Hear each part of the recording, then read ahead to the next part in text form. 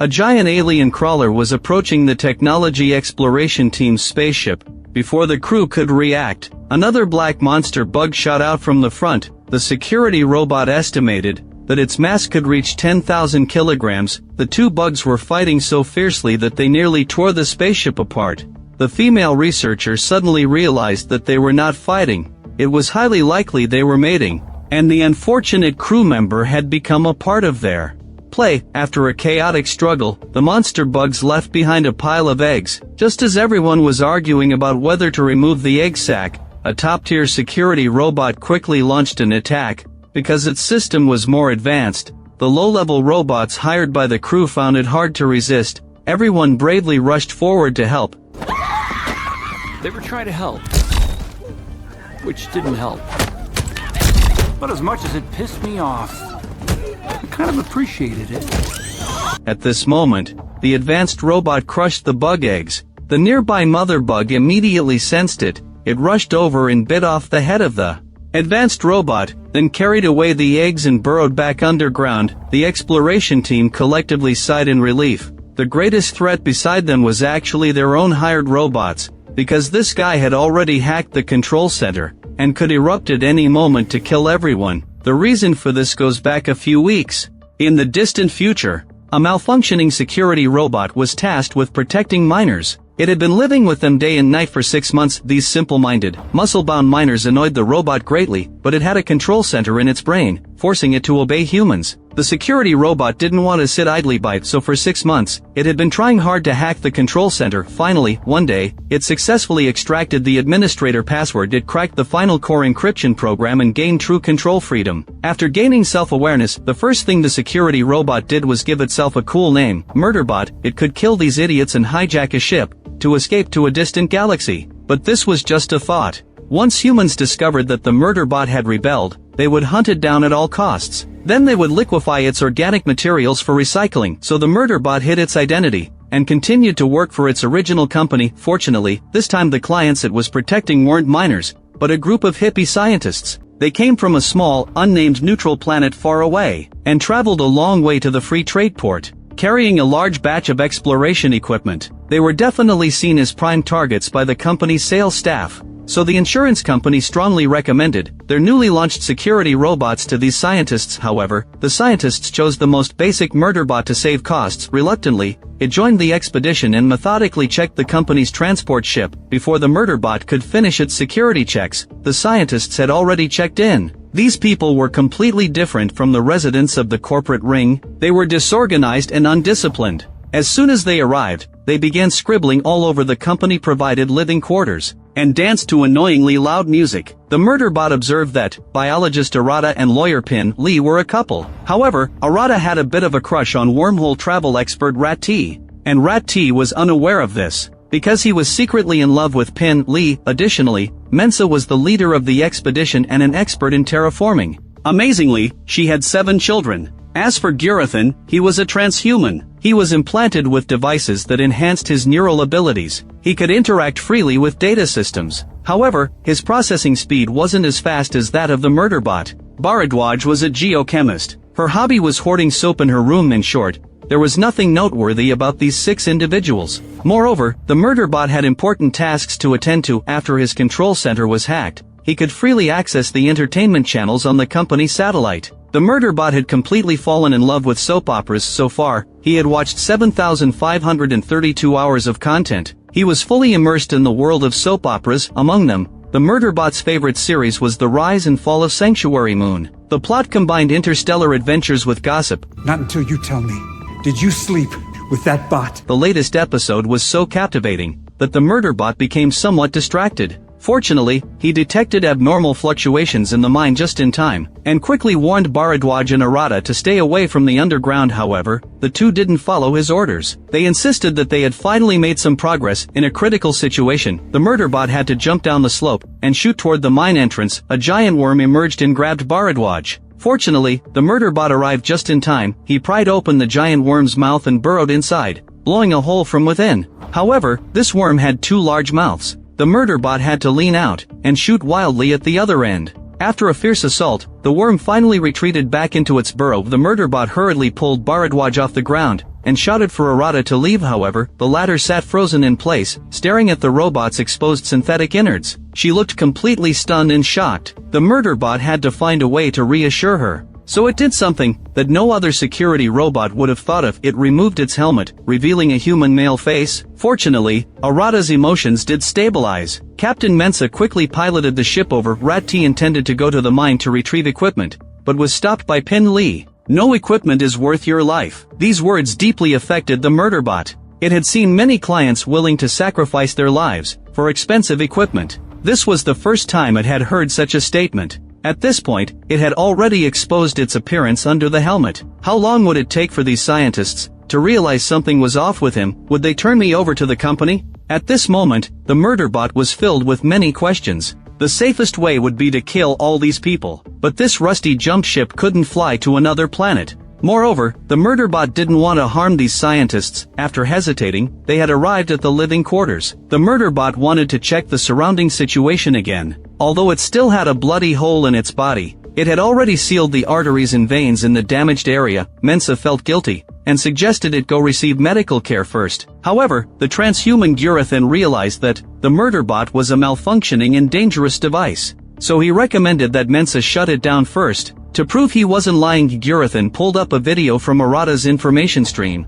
that included a clip of the Murderbot removing its helmet. Ordinary security robots would never take actions beyond their commands, yet Arata had just been saved by the robot's actions. She didn't agree with forcibly shutting down the Murderbot. Mensa also disagreed with Gurathan's suggestion. This wasn't because she trusted the Murderbot, but because the expedition team needed security. The company ship wouldn't arrive for another month. Even if we sent an emergency beacon, it would take them at least a week to arrive. If the giant worm appeared again, a few humans would be completely unable to handle it. The group was engaged in a heated discussion. The Murderbot overheard their conversation. At this moment, the printer was reconstructing the organic parts of the Murderbot. It had to increase the pain sensors for analysis. For the Murderbot, the only way to suppress this intense pain was to watch soap operas. Soon, the Murderbot's skills were restored to 80%. Mensa hoped it would come to the common area to talk with everyone. However, the Murderbot's armor hadn't yet been repaired. Mensa said it didn't matter. Just wear any team uniform you like. This was the first time the Murderbot had worn human clothing. It carefully entered the common area, feeling as if its hands and feet were not its own. Mensa came over to praise it for protecting the team, and led everyone in applauding the Murderbot. Space! Oh shit. That was a direct order.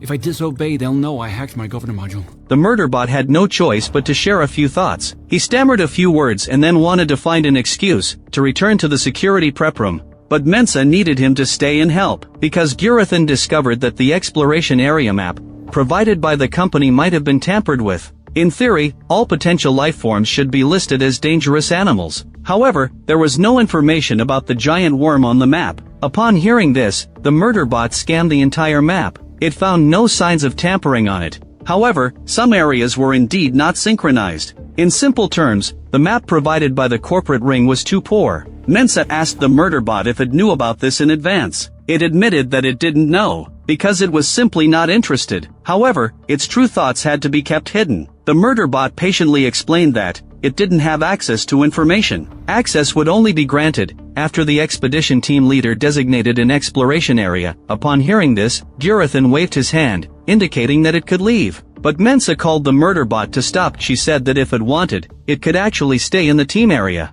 Unexpectedly, the Murderbot's expression became stiff. It hastily found an excuse to leave for patrol. Everyone could sense that this security robot didn't seem to like them very much, but Gurathan said they didn't need its affection, only its protection. On this point, the Murderbot wasn't doing well either. Otherwise, Bharadwaj wouldn't have been injured. The Murderbot heard Gurathan's doubts. It felt that what he said was correct. I mean, I wouldn't trust me. Lately, a fragment of memory from before I was refurbished kept popping up.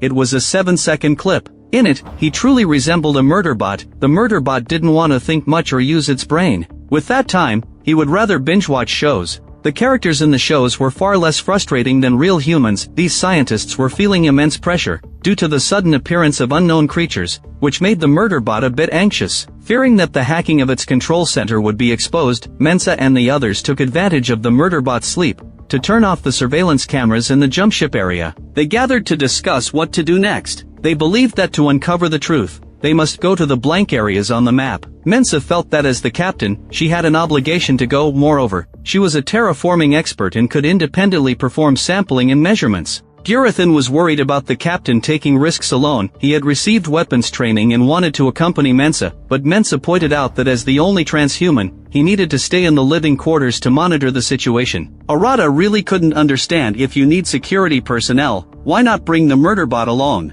This statement was met with strong opposition from Gurathan. He simply didn't trust anything from the corporate ring. In Gurathan's view, the murderbot was only capable of killing and destruction. When they malfunctioned, they should be sent for melting down and recycling. Once everyone returned to the free trade port, Gurathan would personally oversee the company melting down this malfunctioning robot. Just as he finished speaking, the door of the junk ship suddenly swung open. Everyone was startled. It turned out to be Bharadwaj who entered. She looked refreshed and energetic. Her injuries had mostly healed. Mensah briefly explained the current situation, and said she planned to explore the missing areas on the map. On the other side, the murderbot had been in the repair bay waiting for the last few organic parts to grow back, so it had been in sleep mode for an entire night. When it woke up, it immediately realized that its clients were acting on their own. Stupid fucking humans. At this moment, Mensah was leading Bharadwaj to their destination. Although Bharadwaj had just recovered, she was the only geologist. No one was more suited for this mission than her. The murderbot monitored the two remotely. It was angry that Mensah was taking action without permission. If something happened to them, it would be the one to suffer in the end. The murderbot learned from the conversation between Mensah and Bharadwaj that Gurathan was once again causing trouble, suggesting that the murderbot shouldn't be involved in the operation. The murderbot didn't understand why this transhuman was so intent on targeting it. Does Gurathan think that the enhancement components in him are impressive? I could snap his neck in 5 seconds. Gurathan ordered him to remove his helmet. The murderbot's gaze wandered at this command. Because it hated making eye contact, whenever it locked eyes with someone, it couldn't help but feel guilty. In contrast, it preferred to monitor their movements through security signals. Gurathan clearly noticed that the robot was avoiding eye contact. He was actually curious about what it felt like to be a robot.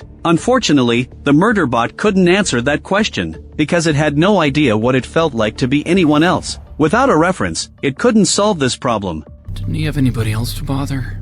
What were Pinley and Arata doing? I love you. Ugh, that was worse. Gurathan's voice snapped the distracted murderbot back to attention. He asked, "Do you know why I suggested that Mensah not take you along?" The murderbot silently scoffed. "Isn't it just because you're an idiot?" Gurathan suddenly stood up. "Because whenever I look into your eyes, I feel something is off." Upon hearing this, the murderbot felt very anxious. It felt that Gurathan had already seen through its flaws. Although the murderbot hated this guy, it had to admit that his interrogation skills were quite impressive. At this moment, Gurathan voluntarily brought up the Protection Alliance in which he lived. There were no security robots there, because the prevailing philosophy of the Protection Alliance was that artificial beings and artificial intelligence are still people. Why was he telling me this?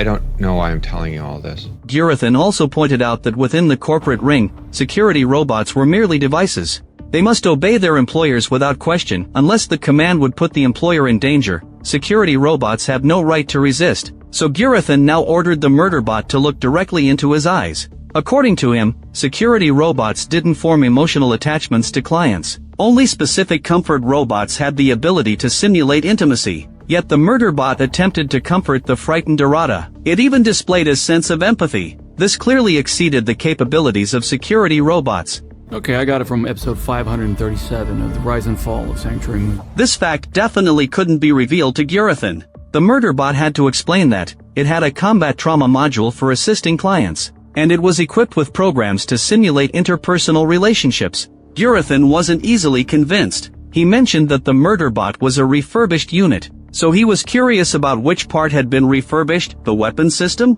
or the control center. The 7-second clip flashed through his mind again. The murderbot apologized, saying that its memories had been erased, and it couldn't answer that question. Gurathan was truly a difficult person to deal with. The murderbot sensed that he was accessing its recent files, so the murderbot decided to show him other content in the signal. For example, Arata, Pinley, and Rat-T were signing a contract for a 3-way romantic relationship. Upon seeing this, Gurathan indeed looked quite embarrassed. It seemed he wouldn't return to spy on the murderbot's signals for a while. At this moment, the jump ship's safety monitoring system suddenly sent an alert. The murder bot realized that something had happened to Mensa. Not long ago, the exploration duo had just arrived at an unknown area. Mensa instructed Bharadwaj to stay on the ship for now in case something went wrong. They needed someone to promptly start the ship. If Bharadwaj was worried, she could use the jump ship's sensors to ensure Mensa's safety. Additionally, Gurathan had recorded the vocal patterns of dangerous creatures. If Bharadwaj heard the creature approaching, she could immediately notify Mensa.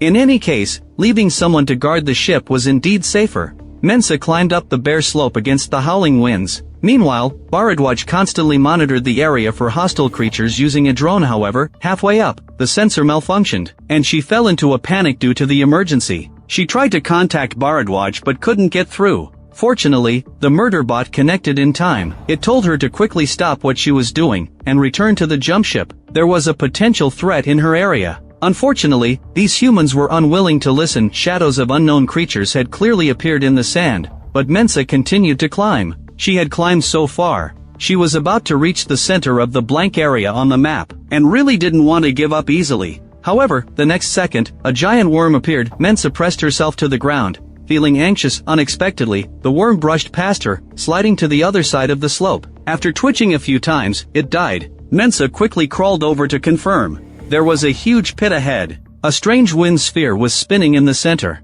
The drone was destroyed the moment it approached. Various dead creatures littered the area around the pit. Gurathan wanted to know what had caused this. The murder bot coldly replied, "How would I know? I wasn't there." Gurathan didn't expect the robot to have such a peculiar tone. He wanted to help restore the murder bot's erased memories. No. No?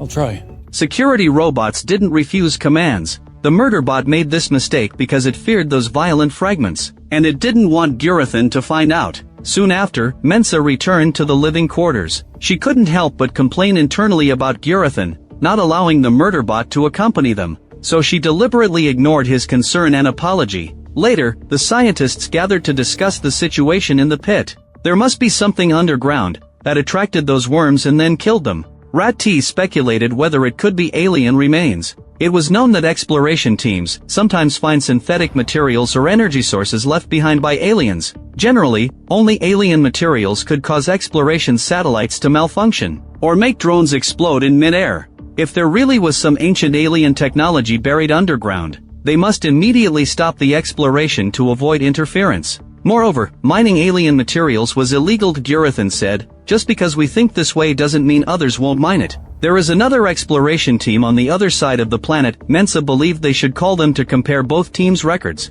Stupid humans. Stupid fucking humans trying their best to get killed. These people's ignorant actions would only bring disaster to the murder bot. If it couldn't ensure the safety of its clients, it would be destroyed and decommissioned by the company. Fortunately, Mensa's call received no response, because the other squad had been completely wiped out. Even their security robots hadn't survived. Mensa was completely unaware of this. Mensa planned to go and see for himself. The enhanced human, Gurathan, thought the trip was too dangerous, but Mensa was determined to go. The murder bot was very reluctant. It didn't want to be crammed onto a boat with these organic beings. I don't have a stomach, so I can't throw up. But if I did, I would. Moreover, since Mensa discovered that the murder bot had developed a human face, he forced it to take off its helmet. The murder bot could only watch melodramatic soap operas to soothe its wounded soul, but the scientists kept coming over to ask many questions, which annoyed it greatly. Lottie even came over to ask if it had human emotions. He felt it was immoral to casually enslave machines and not regard the murder bot as a person. But the murder bot didn't want to be considered one of these people. While everyone was exchanging meaningless human emotions, the murder bot decided to check the habitation module of the security exploration team via satellite. Bharadwaj, who had been injured by alien bugs before, had recovered but still carried psychological scars. Then he saw Gurathan sneak into Mensa's room. He really couldn't understand why these people didn't lock their doors. Was he working for the company? Or for another corporate entity, planting an explosive device so they could kill the crew? Gurathan picked up Mensa's pillow and smelled it obsessively. It turned out that Gurathan had a crush on the captain. At this moment, the spaceship's satellite signal suddenly cut off. Li Ping stated that this broken satellite had been malfunctioning since they arrived. I've been monitoring it recently to see if there's a pattern, she said. Lottie didn't believe she was that diligent. The Murderbot immediately testified for Li Ping, revealing its ability to regularly check client activity logs. This was undoubtedly an invasion of privacy for the crew. After all, Li Ping and the others had signed a three-way open relationship agreement. Munsa also felt that the security company shouldn't casually access clients' work logs, but for now, they needed the security robot's protection, so they could only reconfirm that the Murderbot wouldn't harm its employers. Not consciously. Can't speak to the dark recesses of my programming. My job is to protect you from harm. You just paused for quite a while before you said that.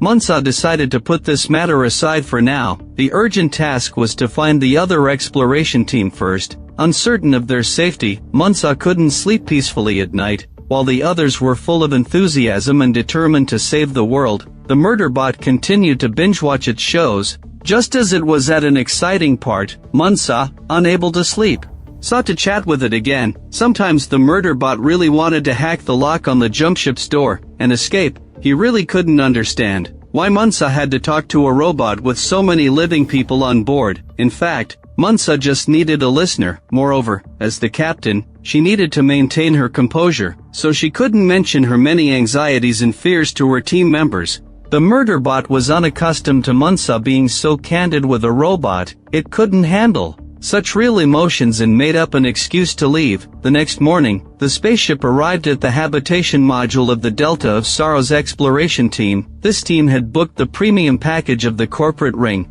The habitation module had 3 hubs, accommodating more than 15 team members. The Murderbot attempted to send communication requests to the other security robots, but couldn't receive any signals. However, various vehicles were parked outside the base, indicating that the people inside had not left. After some consideration, Munsa decided to land outside the perimeter of the security zone. After all, these scientists had never received any weapons training, aside from playing video games, so the Murderbot advised them to obediently follow behind it. When they went outside, this area was full of crustaceans. The Murderbot deduced that it had rained last night, and there were no signs of human activity on the still damp ground. This situation was very suspicious, so the Murderbot instructed Munsa and the others to wait in place, while it went ahead to scout the area. The Murderbot reached the habitation module's exterior, and was about to pull up the map for a breach operation, only to realize that the door wasn't locked. As soon as it entered, it discovered a machine torn to pieces. I should have gone back, just bailed out and saved my skin. But no, I had to get curious. The Murderbot didn't honestly disclose the horrific situation inside. This was because humans often make wrong choices when facing threats. It simply asked Munsa to return to the jumpship quickly. If you haven't received any news from me in 10 minutes, take off immediately and return to the Joint Security Exploration Team's habitation module. As soon as it finished speaking, the Murderbot deliberately generated static electricity to disrupt the communication signals. This way, it could temporarily ignore Munsa. Although the scene was horrifying, the process of the event was quite clear. It seemed that one security robot had defected, while the other 2 attempted to stop the traitor. During this process, one security robot died protecting the communication hub. The other 2 security robots must have shot each other simultaneously. The Murderbot kicked the corpse on the ground. This suddenly aggressive robot model was far more advanced than the Murderbot, but fortunately, it had just suffered heavy damage, allowing the Murderbot to predict a series of actions it would take next, and then control it. The Murderbot approached the defector, and found that someone had infiltrated its combat super control module. This meant that the machine had been controlled by someone at that time. The question was, who did it? The answer appeared the next second. The high-end robot easily subdued the Murderbot. Now it was completely immobilized, and its memory began to repeatedly retrieve the most commonly used data of the Murderbot. Unexpectedly, its first access record turned out to be the soap opera Sanctuary Moon. In fact, the creation of robots is not rigorous, which leads to frequent errors, yet the Murderbot always felt that the security robot factory was definitely a good place, much better than human hospitals. Sometimes the show showcased the interiors of human nurseries. Inside were many humans drooling everywhere. They cried and made a mess wherever they pleased. At least robots had strict quality control, which was more reassuring. What the heck is this? Whose shitty-ass work is it? It's mine. Should I start over? No, it's usable. If the murder bot knew how poor the quality control was, it would definitely want to eliminate these humans. It is said that each robot's appearance beneath the helmet is different. This might be to make it easier to track after a defection. At this moment, the high-end robot threw the murder bot onto an experimental table, interrupting its thoughts. Meanwhile, Munsell was reluctant to retreat and continued to connect to the murderbot's communications. Li Ping advised Munsell not to be stubborn and let the murderbot do its job, not to anthropomorphize it, as machines are not humans and can never be one of us, but Munsell insisted on staying. Meanwhile, the mysterious robot took out the combat super control module. If the murderbot was fitted with this device, it would also be controlled by an unknown entity. Its insertion slot was now exposed. In a critical moment, the murderbot began to sing the theme song of its favorite TV show.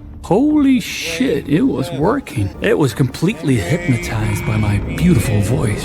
The murderbot surged up quickly, and the two began a fierce battle. Ultimately, the mysterious robot subdued the murderbot and implanted the super control module into its nape. In about 10 minutes, the murderbot would lose itself and become a puppet in someone else's hands. Just then, someone ambushed the mysterious robot. It was Munsell who arrived. This human actually saved the security robot this time. However, the murderbot's programming had some malfunctions. It kept repeating that Munsell had violated safety protocols, and its memory was faulty, completely forgetting that there was a super control module in its nape. The murderbot instinctively wanted to touch its neck, but was stopped by some protocol. It now felt that its programming was a total mess. For a moment, it seemed as if it had entered the world of the TV show. Just then, the defeated mysterious robot actually came back after them. That unit was impressive. Meanwhile, Li Ping returned and told everyone that Munsell was unwilling to give up. Lottie felt that as a man, he could no longer hide here and needed to go save Munsell. You're holding that wrong. Yeah, I know. Is that better? Lottie knew his combat ability was poor, but he had to go this time. Wonderful people.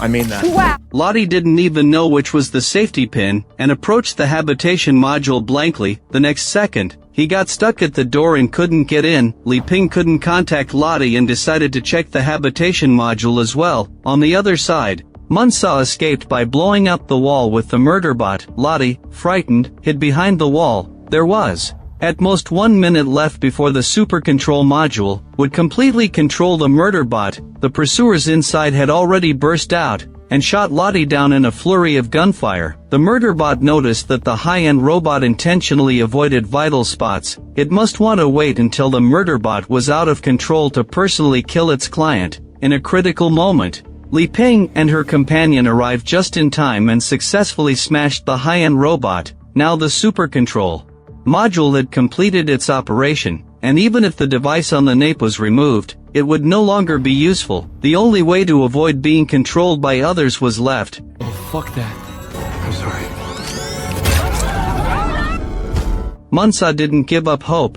She and her team wanted to bring the murderbot back to the habitation module. However, a figure suddenly appeared in the bushes. Arata instinctively fired at the figure. Only after regaining his senses did he realize that the newcomer was wearing a Delta of Sorrow's uniform. Fortunately, Arata's aim was off, otherwise, the only survivor would have been shot by him. Everyone quickly boarded the ship and prepared to return to the base. The survivor was named Abi. She was a bit afraid to get close to the murderbot because of the robot's defection. Munsell had to explain the situation clearly. So, in order to save you, your sec unit shot itself. Our sec unit was just like...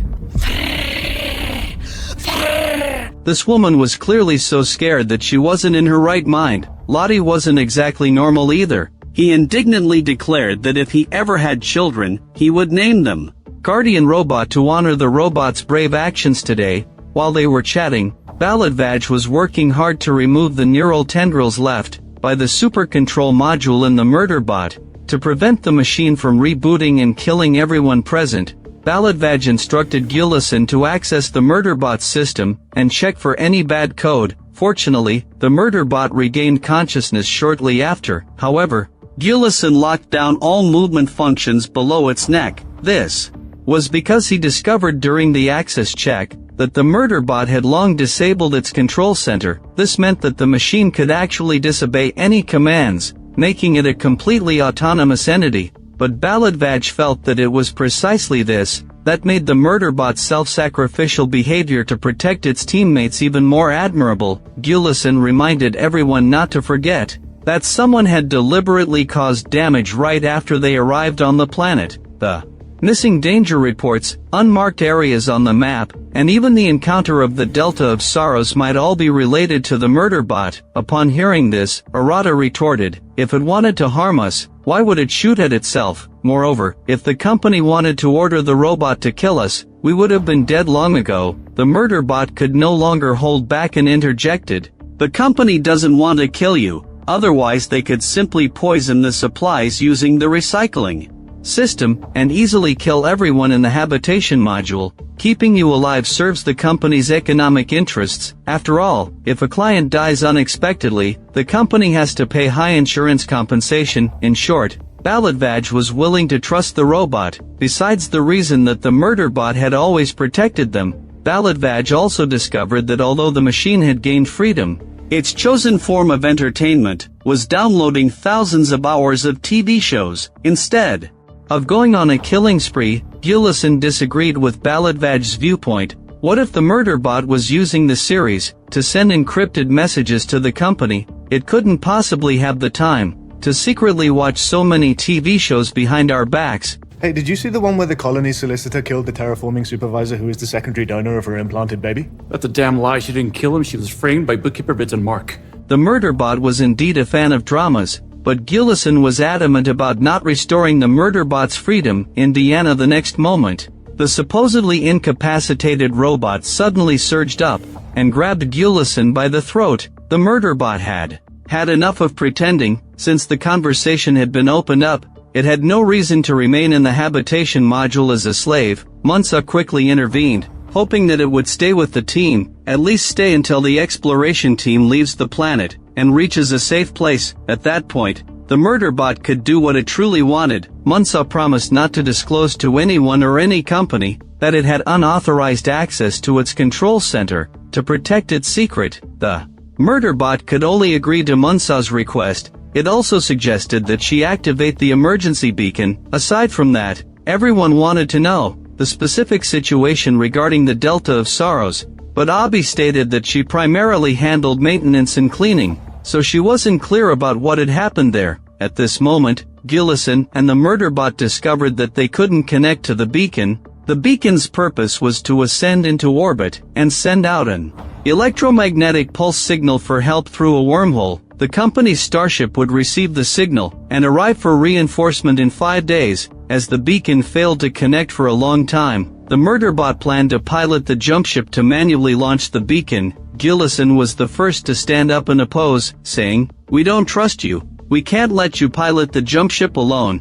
Munsa volunteered to go along upon hearing this. After saying this, she instructed the team to pack their belongings. After launching the beacon, it would be best for everyone to move to a concealed place to stay temporarily. Meanwhile, Abi took the opportunity to approach the Murderbot and strike up a conversation. Now, she was not only unafraid of the machine, but had even developed a liking for its handsome appearance. The Murderbot had only one reaction to the courtship signals from the human female. Melt me down now. Then, Munsa set off with the Murderbot. On the way, Munsa kept talking about her children. For some reason, humans always like to talk about children, even if no one wanted to hear it. The Murderbot skillfully redirected the topic, stating that the company, for the sake of reputation and compensation, wouldn't send someone to kill clients, which meant there must be a third party present on this planet. The two discussed various possibilities, no longer merely receiving and confirming commands. This feeling was quite strange for the Murderbot. Suddenly, Munsa thought of a question. There were no signs of forced entry at the Delta of Sorrows. Perhaps they knew the intruder. Otherwise, why would they let the person in? You would do it. If another group of scientists showed up at the habitat, said that they had just arrived. So the third party must have impersonated Munsa's exploration team when invading the Delta of Sorrows. This truth was hard to bear. As soon as she finished speaking, the jump ship arrived near the signal, just as Munsa was about to find a place to land. The signal tower suddenly exploded. The jump ship couldn't evade in time and plunged into the sea of fire. Munsa's fate was uncertain. This exploration journey became increasingly perplexing.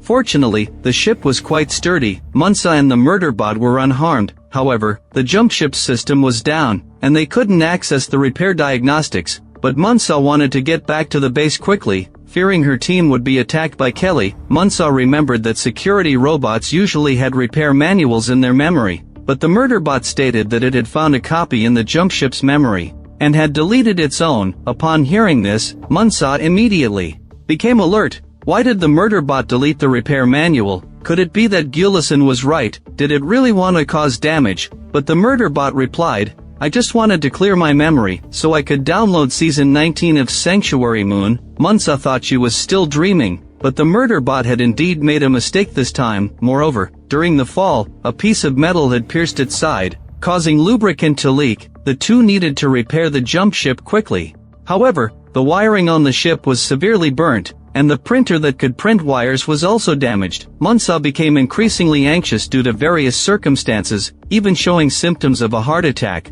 The Murderbot knew a good way to alleviate anxiety. It instructed Munsa to look at the screen, then shared with the jump ship module to start playing Sanctuary Moon. No one could understand how speechless Munsa was at this moment. The Murderbot patiently explained that this episode was very therapeutic, although Munsa thought the robot wasn't very bright. Strangely, as she gradually shifted her focus to the show's plot, that suffocating feeling of palpitations finally faded. Since she had regained her composure, it was time to think about how to repair the jump ship. Just then, Munsa noticed that oil was seeping from the Murderbot's wound. She wanted to suggest that it rest, but her suggestion was denied. Dr. Mensah, you need to understand that I am not human. Things that would incapacitate you wouldn't even... Munsa injected some of the jump ship's lubricant into the Murderbot. Fortunately, the two were compatible, and there was no rejection reaction. This action actually inspired the Murderbot to repair the jump ship. If it could access the jump ship's lubrication system, it meant it could also use its own neural wiring to replace the burnt wires. But asking Munsa to personally dismantle the Murderbot's nerves was quite difficult for her. Although Munsa knew that the Murderbot's physical structure was cloned organic material, she still felt quite uneasy about it. The Murderbot reassured her, saying, I've turned off the pain sensors, there won't be any discomfort. You need to cut along my spine right down the middle. After bypassing the first spinous process, pull out a bundle of nerve fibers. I'm a vegetarian. You don't have to eat me. Just cut me. For the safety of her teammates, Munsa forced herself to follow the Murderbot's instructions. Once she finally managed to cut open its back, the Murderbot calmly handed her a wrench, asking her to pry open its mechanical spine. Only then could she access the nerve fibers. Munsa successfully operated under pressure, and the two restarted the ship. Gulison discovered that the jump ship was missing. Moreover, the ionosphere had not detected any beacon launch. This meant that Munsa and the others' mission had not yet succeeded. During the anxious wait for news, Gulison noticed something strange about Kelly, so he couldn't help but ask her why she joined the Delta of Sorrows exploration team. Kelly explained that the Delta of Sorrows had bought her contract from her former employer, the Unified Solutions Agency. There were about 4 years left on the contract. However, this exploration mission had a high risk factor, so the contract duration was calculated at 1.5 times. As long as she stayed here for 2.5 years, Kelly could free herself from the contract. Balatvach couldn't help but say that unlike the corporate ring, the Protection Alliance didn't have a contract labor system. Once you're free, you can come live with the Protection Alliance. Kelly thought this proposal was quite good. She also planned to earn enough money to buy a birth permit to raise a child. Balatvach was very surprised and asked, do you have to buy a permit to have a baby in the corporate ring? Kelly didn't think there was anything wrong with this strategy. Children consume a lot of resources, so of course, reproduction needs to be controlled through various means. However, the approach of the Protection Alliance was different. the community would cover health and education expenses for children. Moreover, most of their funds were obtained through foreign debt and scientific research. For instance, the scientific research mission that Munsa and the others were executing was to sell the results to those wealthy and scrupulous companies. Upon hearing this, Kelly cursed the company, saying their equipment and maps were simply terrible. Gulison immediately caught the key information. Was there a problem with the Delta of Sorrows map as well? Kelly explained that their team had discovered unmarked areas on the corporate map and encountered man-eating creatures there. When they finally returned to the habitation module, the security robot had defected. Kelly looked pained and asked if they had encountered any accidents. Cautious, Gulison didn't reveal too much. Unexpectedly, Kelly suddenly drew a handgun and aimed it at Baladvaj, demanding they hand over authorization to access the central system. Downstairs, the team members were on the brink of life and death. Lottie, Li Ping, and others were upstairs giving each other massages. Completely unaware until Kelly called them down, Gulison refused to hand over the authorization, so Kelly shot him in the thigh. Log in a hub system, run back the survey analysis, and if you hide anything, I will kill somebody. Baladvaj said, "We are the ones who saved your life." To their shock, Kelly confessed, "I'm not even one of the Delta of Sorrows people. Your companions have already been killed by me." Using the emergency beacon, just as she finished speaking, the murder bot appeared and instantly blew Kelly's head apart. However, no one cheered or thanked it for saving them. Instead, they blamed the murder bot for killing Kelly. It silently went to the repair bay to fix its spine, and resumed watching its season 19 show. The murder bot thought that the Protection Alliance exploration team believed they understood robots, and thought they had become close to robots, but that gunshot shattered their illusions. To be honest, the murder bot felt no regret, and found killing quite exhilarating. At this point in the story, it's time to discuss the members of the Protection Alliance. 1 month ago, the members of the Protection Alliance exploration team were chatting in the cafeteria. Before their departure, they played a game where they had to share their secrets. Through this conversation, we learned that Gulison had participated in a meeting in the neutral systems as a representative of the Free Planet Working Group. However, he was actually working for the corporate ring at that time. They had induced Gulison to develop a severe dependency on various drugs, using him as a spy to obtain sensitive information for the corporate ring, to divide their enemies and further expand their influence. Gulison's target was Dr. Munsa, but he was so tired of lying that he contemplated ending his life. Unexpectedly, Munsa saved Gulison in a critical moment, and helped him overcome his drug dependency. No wonder Gulison fell in love with Munsa. In fact, Gulison had felt that this exploration mission was too dangerous before it was launched, but Munsa insisted on taking the mission, and he had to go along. Now, the murder bot was guarding the door. It detected that Kelly's accomplices were on their way, approximately 507 kilometers from the habitation module. The murder bot quickly led everyone into the jump ship to find a place to hide. However, after witnessing its methods of killing, everyone became wary of the murder bot. At this moment, the jump ship was parked in a concealed spot. The murder bot went out to set up a perimeter,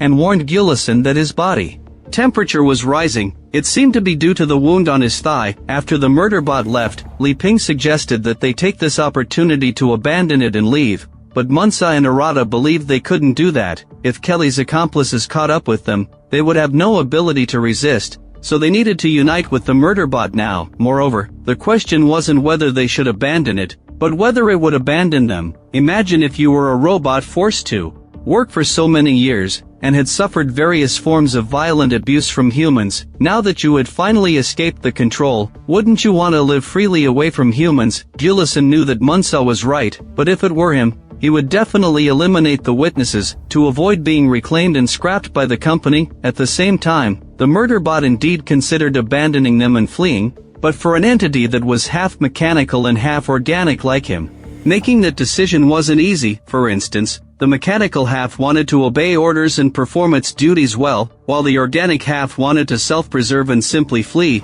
He remained a confused individual. The murder bot returned to the jump ship after a flurry of thoughts. Munsa and the others decided to talk things out with him, and strongly requested that the murder bot remove its mask and hold hands in a circle. The murder bot truly didn't understand this approach.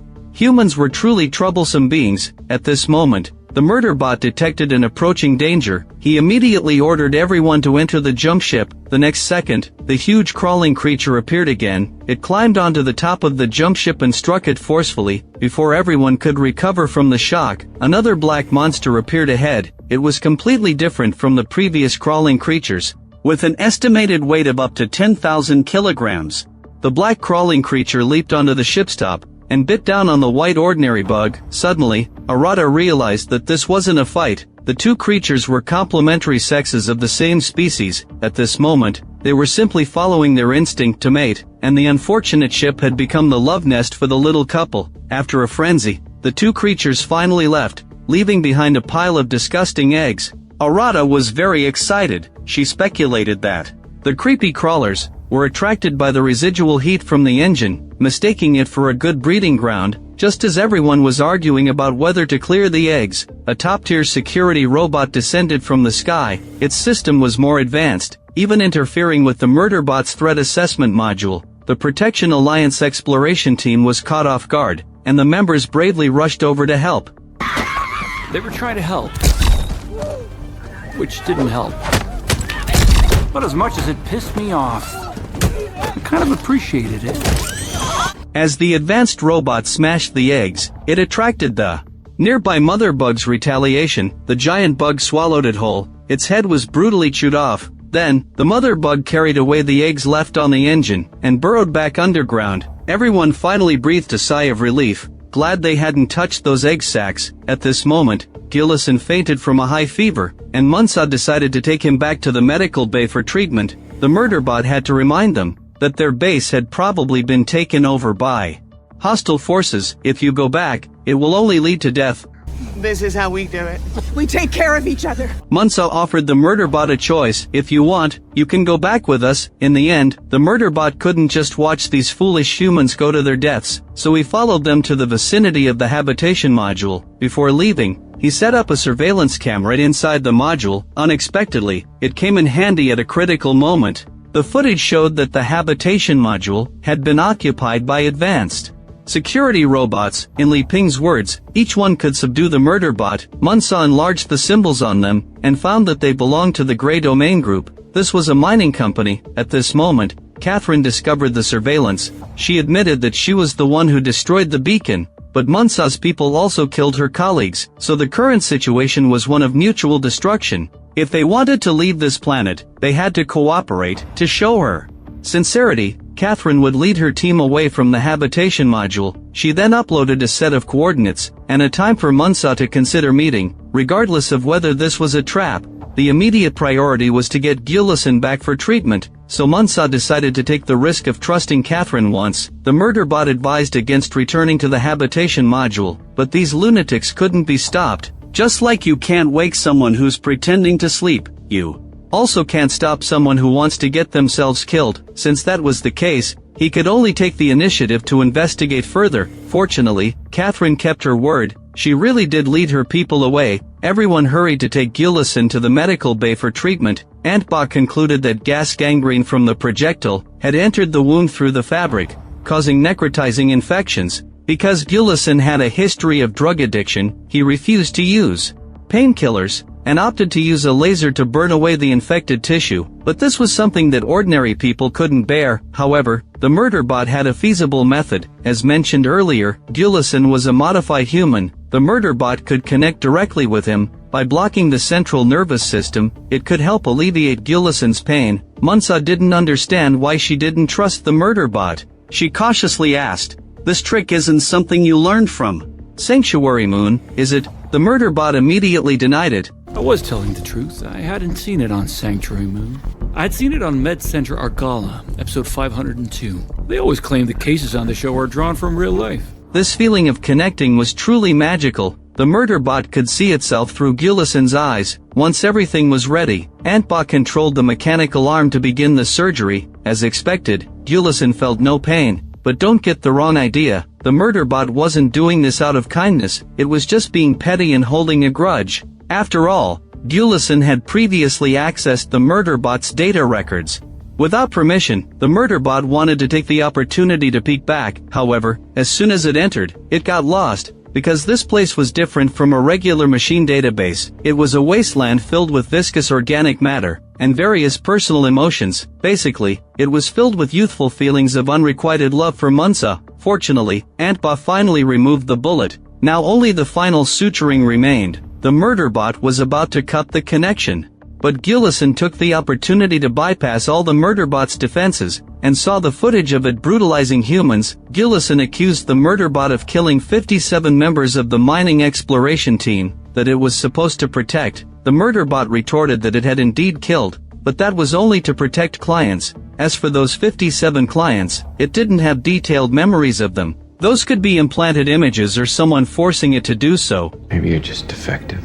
A defective unit that's just one thought away from killing everyone around you. Seeing this, I felt sympathetic towards the murderbot. Why should it stay here to take care of these people, since they didn't trust the murderbot? It made no sense to stay here. The murderbot left without looking back. Munsa did not step forward to stop it, because it had free will and wasn't their pet to be kept. The most important thing now was to figure out who the Grey Domain organization really was. First, it could be ruled out that they were sent by the corporate ring. As mentioned before, if the company cannot ensure client safety, not only will they not receive payment, but they will also have to pay compensation. So, they wouldn't send someone to assassinate clients. Of course, the corporate ring could still take bribes to cover up the fact that there was still an exploration team here. As for what the Grey Domain organization was looking for, it was likely those alien ruins. Although interstellar regulations prohibit the collection of such things, there might be those who ignore the law. The Delta of Sorrows must have encountered the Grey Domain group by chance,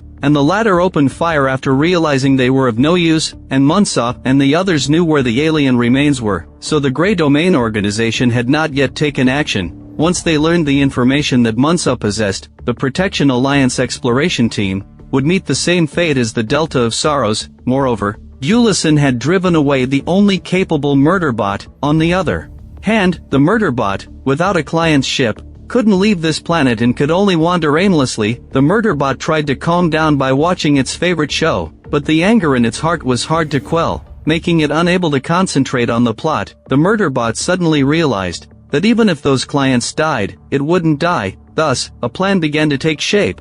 I have a plan. The details of the plan were not revealed from the beginning. However, the jump ship was heading towards the coordinates of the Grey Domain. This indicated that Munsa had accepted the murderbot's proposal. The ship quickly landed in an open area. Aunt Ba and the others left in the habitation module were monitoring their movements. First, the murderbot neededly pinged to launch a drone, so that Gilison could use it as a converter. This would allow them to remotely hack into the Grey Domain's central system. In this way, the murderbot could launch the Grey Domain's beacon to call for help.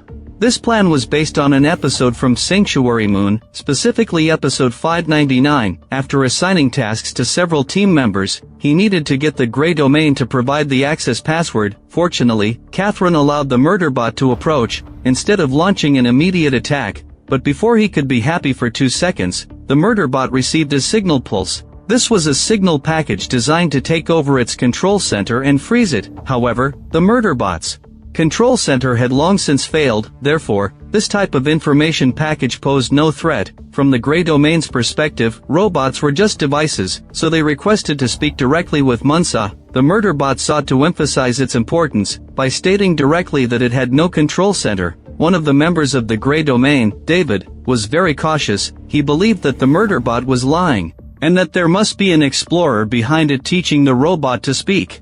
This could be a trick. The murderbot immediately retorted, I had already disabled my control center before arriving on this planet, and the members of the Protection Alliance lack judgment. Only one person discovered my issue. He said this and pulled out a severed head from his pocket, claiming that this was Gilison, who had discovered his own malfunction. He said he had already disposed of him personally. The head actually belonged to an unfortunate soul, who had been decapitated by the creepy crawlers. The members of the Protection Alliance realized that the murderbot had devised another plan behind their backs. At this moment, the murderbot was focused on playing the role of a villain, betraying its clients. He told the Grey Domain, I can help you capture the Protection Alliance team and get the information you want, but in exchange, you must allow me to board the transport ship and include me in the scrap inventory list. Catherine thought it was Unusual for a robot to be unafraid of threats, so she agreed to cooperate with the Murderbot, and she warned him, if you dare to deceive, I'll have the advanced robots eliminate you. Good luck with that. I've killed 2 of your sec units single-handedly. Okay, they beat the crap out of me and I got lucky. The Murderbot instructed Catherine to open the satellite link, so that the Grey Domain Central System could connect with the Protection Alliance team. At that time, he would trick those fools into keeping the connection open. Although Aunt Ba and Munsaw were unaware of this plan, they decided to trust the Murderbot. David disabled the firewall, allowing the Grey Domain Group to access the Alliance's system. Meanwhile, Li Ping nervously launched the drone. Once the Murderbot received the Grey Domain's connection signal, it immediately ordered David and the others to hack the Grey Domain's security password and send it to Gilison. Once Gilison obtained the password, he could access the Grey Domain's system and launch the beacon. In the meantime, the Grey Domain had marked the Murderbot for scrapping. Since the beacon had not yet been successfully launched, the Murderbot had to come up with a few lies to buy time. He told Catherine, because you destroyed my client's beacon, they sent someone to manually launch the Grey Domain's beacon. Of course, Catherine wouldn't easily believe this. One of them is a highly advanced augmented human. I was exaggerating. He can make it launch. His name is, I was about to say Grathan, but then I realized I'd already used that name. Shagamin. Needless to say, Shagal is a character name from Sanctuary Moon. The Murderbot completely treated the show as a source of material. Catherine was completely deceived by him. She indeed wanted to return to the beacon launch site to confirm. Little did she know that once they returned and the beacon was launched, everyone would be burned alive. As long as those advanced security robots were burned, the Protection Alliance exploration team would have a chance of survival. However, Catherine was still quite cautious. She requested that the Murderbot go with them. Hearing this, David quickly ordered Gilison to halt the launch, but once they halted, they wouldn't be able to return. At this moment, there were only 4 minutes and 46 seconds left until launch. The Grey Domain was transporting the Murderbot towards the launch tower. The Murderbot was treated as cargo and stuffed into the cargo bay. It felt somewhat comfortable to him, because the Protection Alliance team always made him stay in the staff cabin. Once the Grey Domain reached the destination, there were about 3 minutes left until the beacon was to be launched. At a critical moment, a passing bird crashed into the drone. The upload was not yet complete, so the beacon could definitely not be launched. Li Ping wanted to inform the Murderbot that the plan had failed, but she found that it had already gone offline. Gilison decided to check the Grey Domain's habitation module, hoping to hack into their system. Meanwhile, the Murderbot was unaware of the mishap, and was doing its best to delay the Grey Domain team. And luckily, my conversation skills had improved significantly. Where are you from? Where are we from? They were spellbound. Yes. It's none of your fucking business. For some reason, I always see Sheldon's shadow in the Murderbot. As soon as the words fell, the countdown showed only 5 seconds left. The Murderbot shouted the famous line from Sanctuary Moon. It leaped and dove behind the dirt mound. However, the expected explosion didn't occur. This scene was very awkward. The Murderbot could only explain, I was seeing things and thought I saw an enemy approaching. Meanwhile, Gilison was approaching the Grey Domain's habitation module. Give him a minute, and Gilison could hack in and relaunch the beacon. In addition, Munsaw couldn't contact them and noticed that the signal hadn't launched on time, so she decided to go rescue the Murderbot first. Meanwhile, Catherine had not seen anyone for a long time and realized she had been played. She was about to deal with this artificial idiot when unexpectedly, Munsaw's jump ship suddenly approached. Guess it wasn't lying after all. Gilison was unaware that Munsaw had also gone to the launch pad and was focused on hacking the Grey Domain's system. Unexpectedly, he was caught by the people left at the base. Fortunately, Li Ping acted in time, smashing him down with a wrench. At this moment, Gilison successfully hacked in, and the beacon would launch in 1 minute. Similarly, communication was restored. Li Ping hurriedly conveyed this news to Munsaw. The Murderbot also received a system alert. Munsaw tried to remain calm and proposed, I can exchange the information about the alien remains for the Murderbot. Catherine thought, this person must have lost her mind. How could she use such important information to exchange for a broken robot? So she didn't trust Munsaw. Instead of negotiating, Catherine preferred to use torture to pry the information out of Munsaw with violence. Upon hearing this, the Murderbot said this was unacceptable. Let me interrogate her instead. Because I live for gleeful torture. I was born for betrayal. Sanctuary Moon. What? I thought I recognized it. This sec unit keeps quoting things from Sanctuary Moon. Crappy show? Crappy? How about you try to make... The Murderbot kicked away the person next to him and launched a strong attack.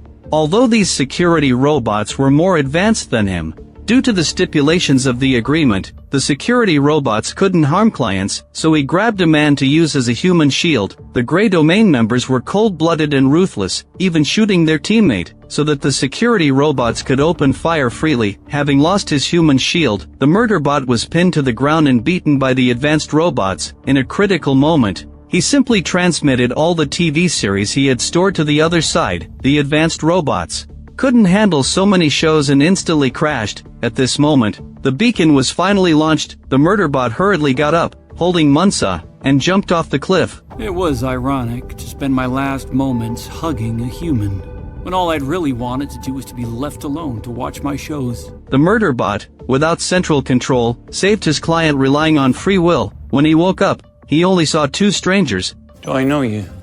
Yeah, I'm your dad. I fucked a garbage disposal unit and you came out. As soon as he finished speaking, the two erased his memories. The Murderbot could feel the memories of interacting with the Alliance members gradually fading away. On the other side, Munsa was questioning the corporate ring. Or have you taken the Murderbot? Unexpectedly, the corporate employees were firm in their stance, claiming that the Murderbot was merely a piece of their company's equipment. Others had no right to interfere with the property of the corporate ring. Munsa had no choice but to mention, your company supplied materials to the group that massacred the Delta of Sorrows, and attempted to kill our Grey Domain group, which is a serious violation of the law. The Protection Alliance had kept this quiet, but if your company doesn't disclose the whereabouts of the Murderbot, we cannot guarantee that this scandal won't get out. A senior executive nonchalantly stated that the corporate ring had no connection to the misconduct on Planet 898. He also denied knowing that any unauthorized teams had landed on the planet before the incident.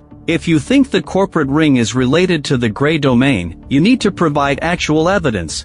Otherwise, this is slander. On the side of the Murderbot, two maintenance workers were startled to find that its control center had failed. However, after the memory wipe, the Murderbot was as harmless as a newborn. Even when a chubby employee spat at it, the robot showed no reaction. Of course, for safety's sake, they still installed a new control center for the Murderbot. Soon, some employees came to assign new security tasks to the Murderbot. As for Munsa, her negotiations with the corporate ring were at a standstill. Dulison realized that discussing human rights, equality, and justice with these people was useless, so he shifted his approach and proposed to buy the Murderbot. It's expensive. So is the massive lawsuit we're about to bring against your company. Okay, you're saying that you will drop any claims to a lawsuit in exchange for the sec unit. Li Ping remarked that this was a good idea. We not only want that machine, but we will also make your company pay a hefty compensation. The corporate employees replied that the machine had already been reset,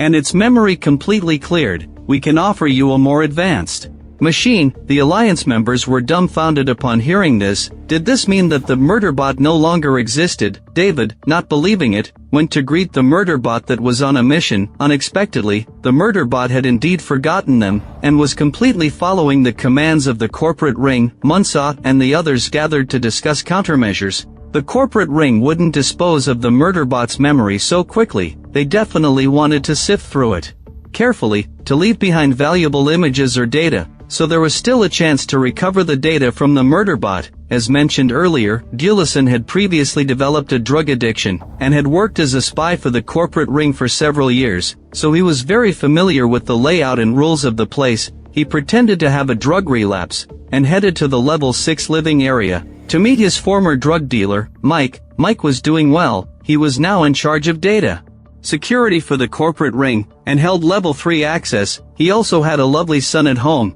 so he couldn't let anyone know about the shady dealings he was involved in back then. Thus, Mike had to yield to Dulison's threats and hand over the level 3 access code. Dulison first searched for recent security robot activity, but the memory records were completely blank. Mike explained, "You won't find anything at all, because the key information is encrypted far beyond level 3. Upon hearing this, Dulison had a flash of inspiration, and changed the search term to The Rise and Fall of Sanctuary Moon. Sure enough, he found a large amount of data. He immediately traced the source of these files, and extracted the Murderbot's memory core. Gulison promptly downloaded it into his own body. The massive amount of information nearly overwhelmed his brain. On the other side, the Murderbot followed the security captain to suppress the protesting workers against the corporate ring. His brethren were attacking the humans violently. However, the Murderbot suddenly flashed back to several scenes. A series of unknown data disturbances caused his code to malfunction. The workers noticed that this machine was defective and charged at it with hammers. They surrounded the Murderbot and began to pound it, determined to dismantle it. In the end, the corporate ring reclaimed the faulty Murderbot,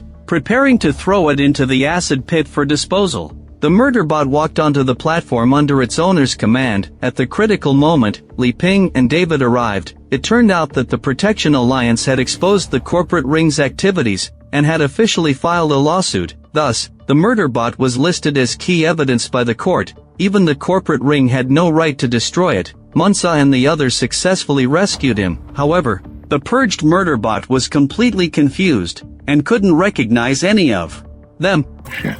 Looking me in the eye. It seemed that even though he had lost his memory, some organic components still retained their original instincts. At this moment, Gulison returned with the memory core data. A man and a machine established a third connection. Gulison hurriedly transmitted all the information to the Murderbot. After the transmission was complete, Antbot quickly pulled the cable. Everyone looked at the Murderbot with concern, asking if he had regained his memory, but the latter remained motionless. I'm missing episode 420 to 568 of Sanctuary Moon. Anyone who says that watching TV shows is useless can throw this episode in their face. Sanctuary Moon had truly made a significant contribution. Munsa told the Murderbot, "We are prepared to buy out your contract. Once we return to the Protection Alliance, you will be a free individual." Since he no longer needed to act as a bodyguard, there was no need to wear armor. The Murderbot changed into human clothes and began to learn how to be a free person. Everyone gathered around to drink and chat. This experience was truly novel. In the evening, the Murderbot noticed the team members falling asleep, and instinctively wanted to go on patrol. Gulison noticed this and called out to him, saying, "You will get used to it slowly." I felt very awkward when I first arrived at the Protection Alliance as well, but gradually, you will find your place. However, the Murderbot insisted, "I need to go on patrol for a bit." Gulison understood what he meant, and knew the Murderbot had other plans. He had to respect his decision. The Murderbot checked the schedule, and realized that the next departing ship was piloted by a robot. The destination was a distant mining facility. He sent a greeting message to the robot, hoping to catch a ride. Fortunately, the cargo ship's robot was also a fan of TV shows. They hit it off immediately. It agreed to give the Murderbot a lift. When Munsa got up, she heard the Murderbot's message. I don't know what I want, but I know I don't want anyone to tell me what I want, or to make decisions for me, even if they are my favorite human. This season's story comes to an end here. The seemingly lethal advanced robot turned out to be a soap opera-loving critic. Its name was incredibly cool, Murderbot, but his dream was just to love watching dramas. This contrast made the character particularly charming. The 10-episode story explored the relationship between robots and humans. The ending was unconventional. It had the Murderbot reject Munsa's arrangements, and board a ship in search of freedom. Overall, it was highly entertaining, and the plot was engaging, making it a great choice to pass the time.